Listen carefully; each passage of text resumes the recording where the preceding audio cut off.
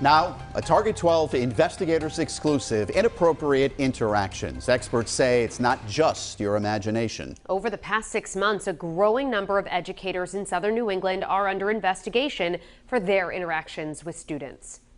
The level of public attention to this has skyrocketed. There's no question about that. A high-profile case out of North Kingstown over so-called naked fat tests has increased scrutiny statewide. Target 12 investigator Tolly Taylor joins us now with the details. From an assistant coach reaching out to 14-year-olds on Snapchat to a teacher accused of stalking a middle school student, the head of the Rhode Island Association of School Committees says school administrators have avoided grappling with the issue for too long.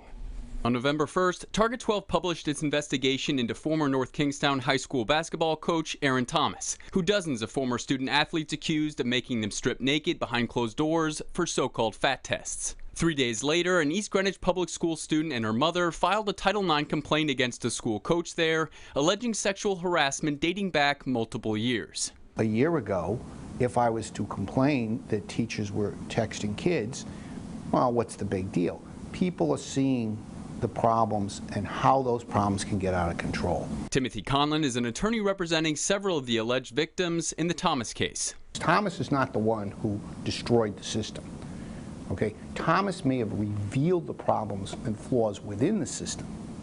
Okay, but the persons who enabled that to go on for 2 decades, those are the people I'm seeking to hold accountable. But Conlon says while the public has only recently become aware of the problem, this is nothing new for school administrators. I mean, I've got cases involving inappropriate text with students going back 10 years. In North Kingstown, 4 school educators have resigned or been placed on leave. Thomas is accused of communicating with student athletes on their personal emails to schedule fat tests. Within months of the Thomas allegations becoming public, the superintendent and assistant superintendent resigned. In a separate case, a teacher is accused of stalking a middle school student. In East Greenwich, the sexual harassment allegations led to 2 coaches being fired, with one coach being accused of using social media to target an entire JV team. West Warwick Public Schools placed a pre-K teacher's assistant on leave after allegations of inappropriate behavior. In a letter to parents, the superintendent called the allegations disturbing. And in Massachusetts, a Westport school staff member is on leave pending an investigation into alleged misconduct. The school has not released any details about the allegations. The bigger problem is a lack of appropriate administrative response. I wouldn't disagree with that. Timothy Duffy is the executive director of the Rhode Island Association of School Committees. He says North Kingstown school administration failed to respond. That doesn't mean that it hasn't been happening elsewhere. You know, it could be a large situation statewide. What can school committees do to stop these interactions? On the part of school leadership, they have to take these things absolutely seriously. There can be no ifs, ands, or buts. If there's a report, they have to act on it. But Duffy also points to the 2020 Education Accountability Act, a law which shifted some responsibilities for school discipline and appointing school personnel from school committees to superintendents and principals. Duffy says as more allegations of inappropriate behavior have surfaced over the past few months, school committees have considered strengthening accountability systems. School committees can assign responsibilities to the superintendent to the school principal. You just described school committees at the top of that pyramid.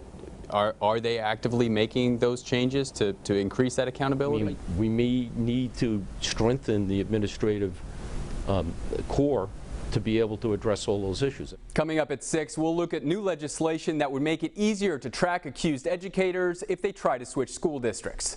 With the Target 12 investigators, I'm Tolly Taylor, 12 News. New details now in a Target 12 investigators exclusive, inappropriate interactions. Some lawmakers are looking to close what they see as a legal loophole that prevents some schools from knowing when an educator is accused of inappropriate behavior. As we told you at 5, more teachers and coaches in southern New England have been under investigation amid accusations of inappropriate behavior with students over the past 6 months. Target 12 investigator Tolly Taylor joins us now with what he's learned. Experts say we've seen the damage that unchecked inappropriate behavior can have on kids. Now they're calling on state lawmakers to act, making the future safer for children across southern New England.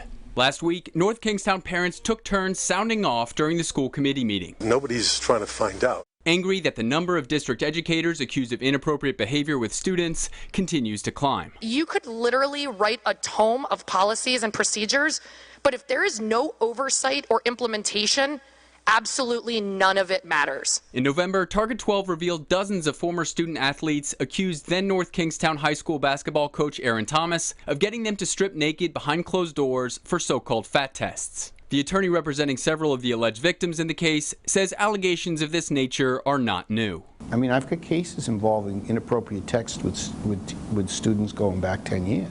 A lot of the problem is that the individual school systems were busy trying to create ways of avoiding tackling these things as opposed to tackling them head on. From an assistant coach DMing students on Snapchat to a teacher accused of stalking a middle school student, experts tell us increased public attention to the issue has led to calls for more accountability at the state and local level. In the Thomas case, Target 12 uncovered private schools don't have access to a Rhode Island Department of Education database that tracks when a teacher accused of misconduct is flagged. State Rep Barbara Ann Fenton-Fung wants to change that. Is this more of a situation of individuals failing to act, or are these structural issues that need to be fixed? I think it's more of a structural issue. Fenton-Fung supports a bill that would give private schools access to the RIDE database, and she introduced a bill which requires RIDE to maintain a list of coaches who were terminated for cause. Right now, only teachers are tracked. In North Kingstown and East Greenwich, what we're seeing are teachers and coaches who may have fallen through the cracks, and we're trying to find ways to stop that. This fall, both North Kingstown and East Greenwich are requiring coaches to use school email or a special app to contact students. Tim Duffy is the executive director of the Rhode Island Association of School Committees, and he says school administrations need to be more accountable. Are schools enabling these people to be able to jump schools without any issue? I don't think that that's happening. It's a question of accountability. And it goes up and down the line. If people were aware that this was going forward, then they needed to act on it and act on it immediately. But Fenton-Fung says the current system is allowing teachers with concerning backgrounds to jump to different schools. I would say this, nothing was an issue until it was uncovered, right? And until these brave kids kind of started to come forward, even though it was years later. USA Gymnastics didn't think they had a problem either. Oh, it's just one or two coaches, and all of a sudden there are hundreds that have come forward. One of the bills has passed the House and is now in the Senate, and the other is being held for further study in the House. With the Target 12 investigators, I'm Tolly Taylor, 12 News.